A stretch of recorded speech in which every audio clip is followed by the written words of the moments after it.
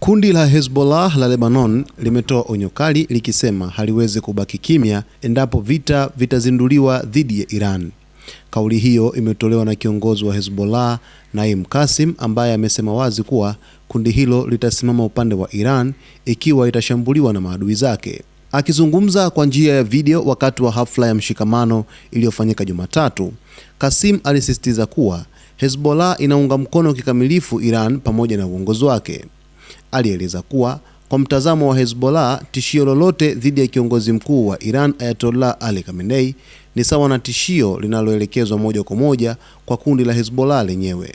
Kauli hiyo imeripotiwa pia na kituo cha televisheni cha Al-Manar ambacho kina uhusiano wa karibu na Hezbollah.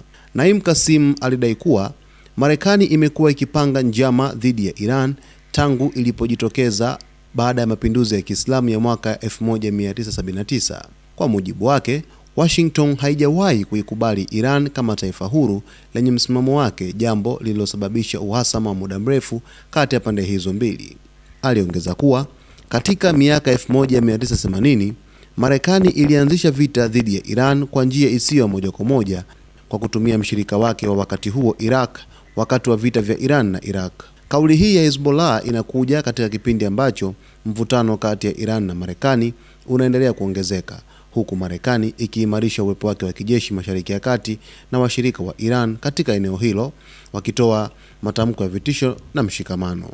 Onyo la Hezbollah linaashiria kuwa shambulio lolote dhidi ya Iran linaweza kusababisha vita pana zaidi katika eneo hilo, kwa kuwa makundi yanayounga mkono Irani yako tayari kujibu kwa nguvu. Kwa ujumla, ujumbe wa Hezbollah ni wazi: endapo Iran itashambuliwa, kundi hilo halitasimama pembeni.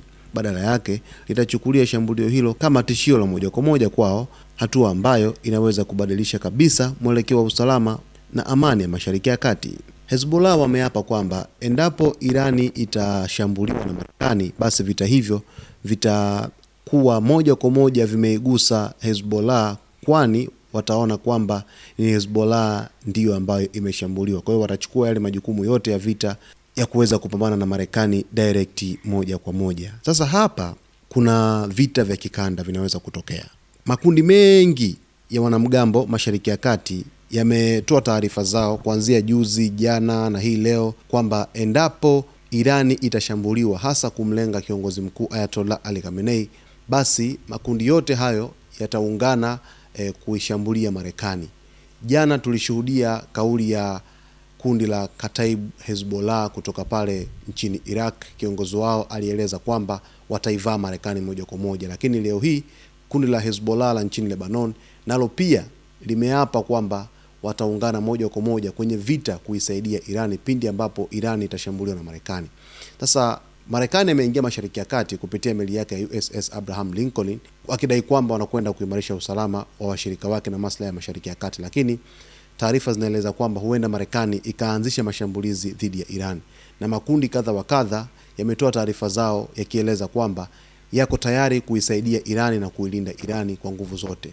Mtazamaji wetu, endelea kuwa karibu na Zone Media wakati wote ili ufahamu yote ambayo yatajiri Mashariki ya Kati, lakini usiache kusubscribe channel yetu, kulike, kucomment pamoja na kushare.